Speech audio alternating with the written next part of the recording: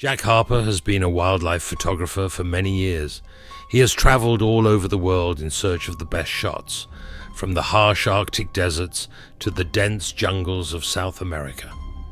This time, he decided to spend a few days in the backwoods of northern Washington state, near the Canadian border. This region was famous for its wildlife. There were bears, wolves, and rare birds, which Jack hoped to capture on his camera. He arrived in the forest late in the afternoon. Leaving the car at the edge of the road, he picked up his gear and headed deep into the forest. Jack liked to spend the night outdoors. It gave him a chance to keep his eyes open for the moments when the light was best for shooting. He chose a spot by a small lake, set up his tent, and prepared for the night. The silence of the forest was soothing to him. The sounds of the forest's nocturnal inhabitants and the rustling of the wind reminded him that here he was only a guest in the forest. The night passed quietly, except for a few strange sounds he heard in the distance, but Jack didn't pay much attention to them. He thought they were the sounds of animals and went back to sleep.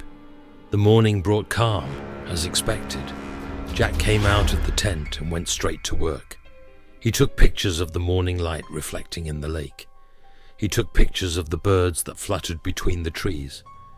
And he noticed bear tracks on the wet ground, which he also captured. In the evening, Jack decided to head home. When he returned to town, the local news was discussing a murder.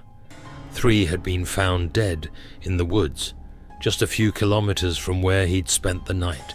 The police had already launched an investigation, but there were few details were available.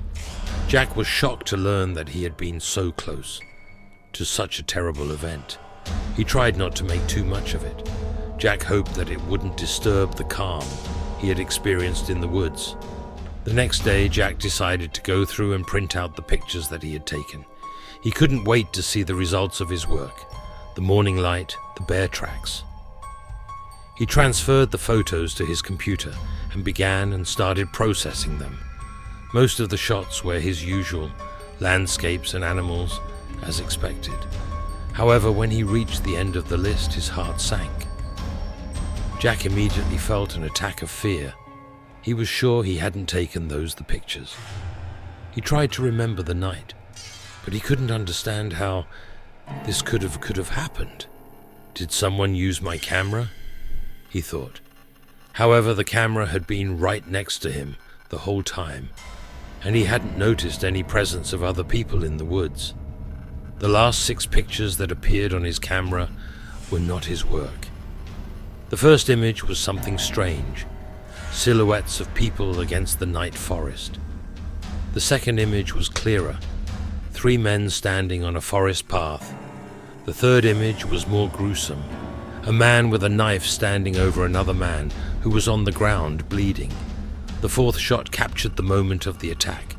It was as real as if he himself was standing there and filming it up close. In the 5th shot, there were bodies on the ground, and the 6th picture was even more frightening. It was taken right in front of his tent, when it was already empty. This story left a deep imprint on his mind. Jack never went back to that forest again, and his passion for wildlife photography gradually faded. He no longer felt safe alone in the wilderness. The last 6 images remained a mystery that kept him busy for the rest of his life.